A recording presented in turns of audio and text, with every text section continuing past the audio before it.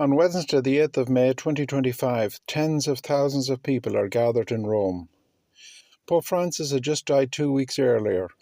Thousands of people crowd into St. Peter's Square. In the previous week, cardinals have come from all over the world to select a new pope. Some journalists have predicted it could take several days or even weeks to replace Francis.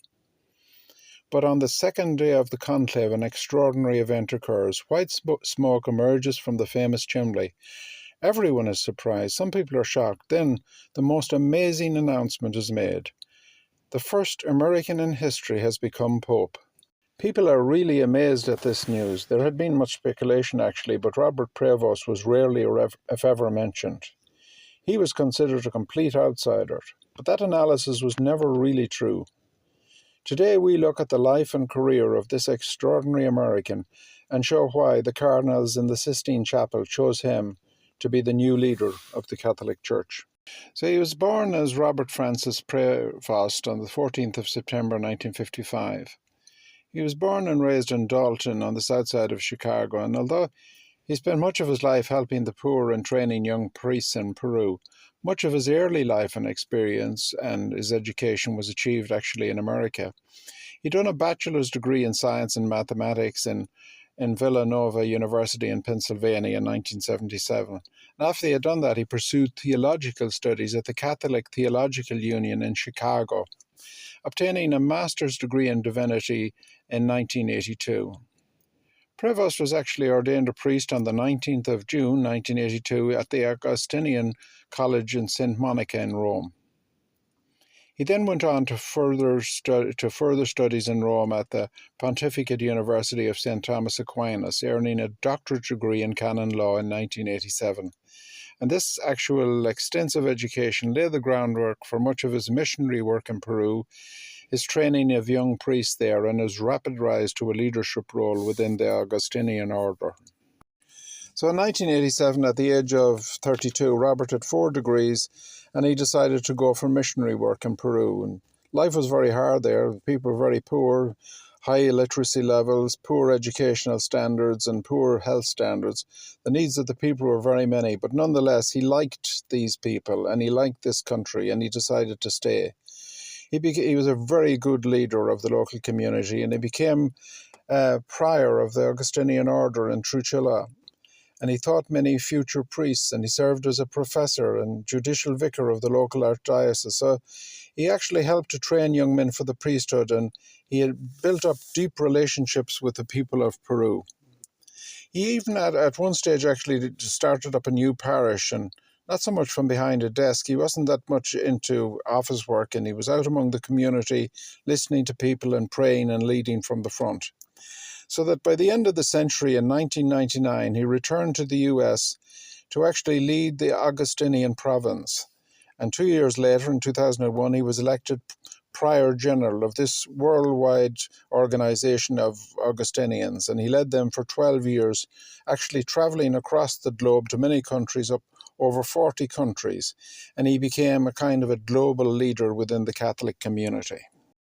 So after two terms of 6 years, 12 years from 2001 to 2013 over the Augustinians worldwide, Pope Francis decided to actually call Prevost back to Peru, this time actually in a different capacity. He gave him the job of Bishop of the Diocese of Chiclayo.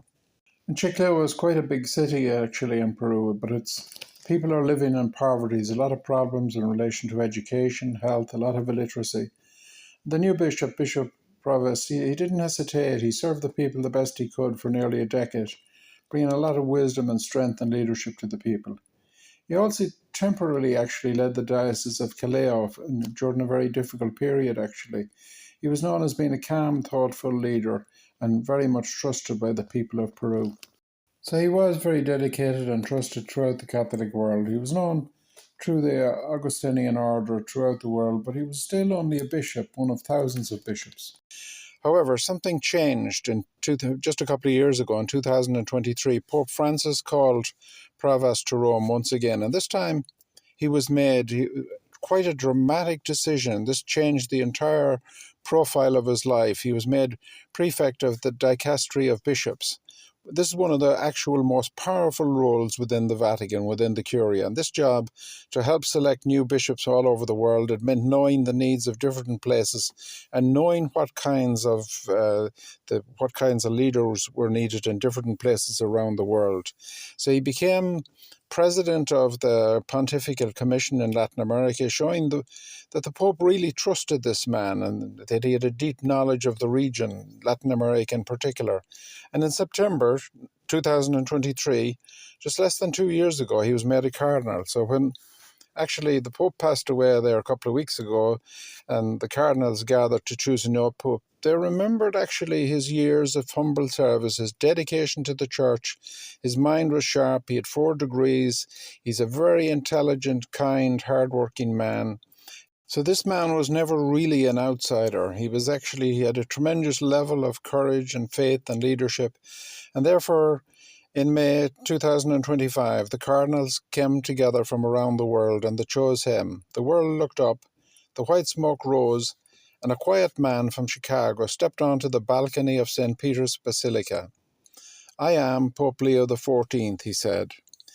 And so, therefore, from the neighborhoods of Chicago to the slums of Peru, and from the classroom chalk rooms to the throne of St. Peter, this is the journey of a man who lived for others. This is Pope Leo XIV, and his story is just beginning." So that's it for today.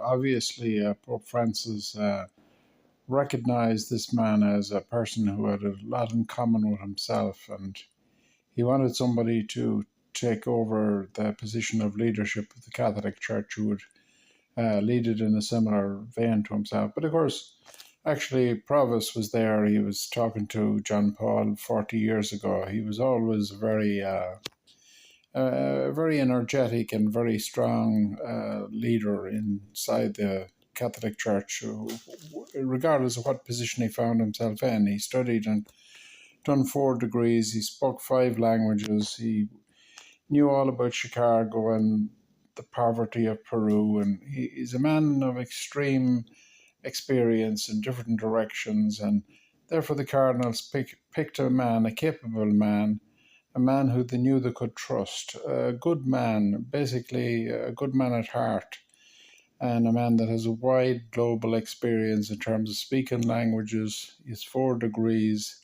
He's the type of guy that can bring unity to the church, the conservative wing, the liberal wing. He's a sort of a centrist that will actually heal the divisions of the past few years and will hopefully expand the church into the future. He's a man of great intelligence, great vision, and will probably lead the church into a direction of a very positive nature into the future. So if you enjoyed this video, please subscribe to this channel. It's free to do so.